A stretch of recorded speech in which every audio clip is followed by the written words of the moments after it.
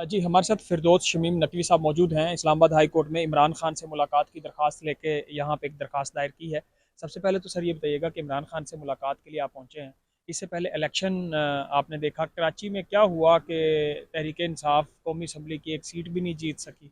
नहीं, कराची जो है तहरीक इंसाफ को वो मैंडेट मिला जो आज तक तहरीक इंसाफ को पहले कभी नहीं मिला था। 20 सीटें 22 में। उसके तमाम सबूत जो हैं वो मीडिया पे भी ला चुके हैं। पूरे फॉर्म 45 रख दिए हैं। इलेक्शन कमीशन को तो कल लोड किए हैं, 8 फरवरी के बाद किस तारीख को, तकरीबन 1 महीने बाद उन्हीं ने लोड किए हैं। हमने तो अगले दिन ही लोड कर दिए थे। तो इलेक्शन कमीशन में और हम में सिर्फ इतना फर्क है, उन्हें जाली बनाने पड़े थे, हमने असली रख दिए थे। तो हम तो जीते हुए हैं। अब ये बात ये है कि इस कौम को जब कौमी इदारे इस किस्म का रवैया रखते हैं तो इदारों पे से ख़त्म हो गया, बिल्कुल कोई अब रहा नहीं है, एतबार ही नहीं रहा। अब लोगों को इलेक्शन पे लोगों ने जुल्म का बदला वोट का से 9 मई हुई, लोग खामोश रहे। पता है सबको फॉल्स फ्लैग ऑपरेशन था। जैसे कि 9 मई के लोगों को तस्वीरें हैं, वीडियोज हैं, क्यों नहीं कन्विक्ट करते? वो लोग क्यों नहीं पकड़े जाते जो टीवी तोड़ते हुए नजर आ रहे हैं, जो सारी चीजें तोड़ते? वो पीटीआई के वर्कर्स नहीं है, मैं आपको यकीन से कह सकता हूँ। और जो नादरा के पास सॉफ्टवेयर अवेलेबल है वो उससे आइडेंटिफाई कर सकते हैं। तो ये एमक्यूएम कराची से इतनी सीटें वो कह रहे हैं हमारा मैंडेट जो था उससे भी हमें अभी कम मिला है। तो ये जी कहती है। बिल्कुल सही कह रहे हैं, उनका मैंडेट जूतों का था। उनको जो है फजूल में सीटें दे दी, जिससे कि उनको, देखिए, हाफिज नईमुर रहमान कोई पीटीआई नहीं है।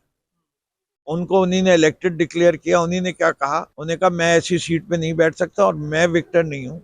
एमक्यूएम भी नहीं है। असल विक्ट्री किसकी है? पीटीआई की है। उन्हीं ने क्यों कहा ये? तो अच्छा सर इसलिए ये बताइएगा कि आपकी बड़ी जब लोग गिरफ्तार हो रहे थे तहरीक इंसाफ पे क्रैकडाउन था तो आपने भी क़यादतबंद की सोबतें बर्दाश्त की और उस दौरान आपने अपने लोगों को कहा कि इमरान खान का साथ नहीं छोड़ना।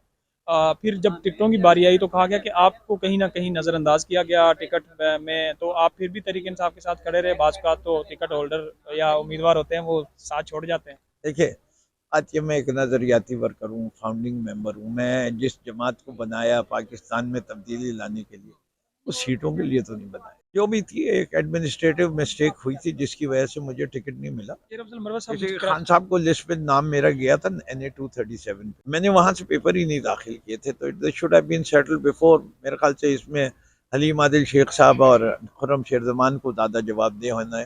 खान साहब ने तो सवाल ही नहीं पैदा होता कि ऐसी बातों की सीट ना मिले।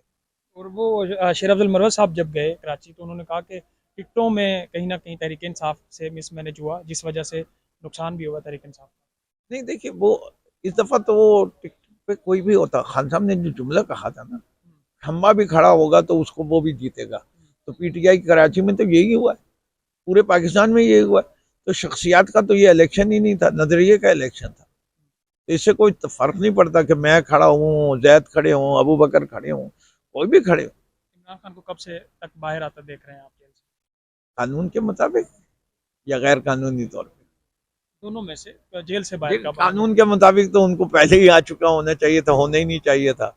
और गैर कानूनी का मतलब वो है जो साहिब इक़्तिदार है, जब तक उनके इक़्तिदार को चैलेंज नहीं होगा वो जाएंगे नहीं और वो छोड़ेंगे नहीं।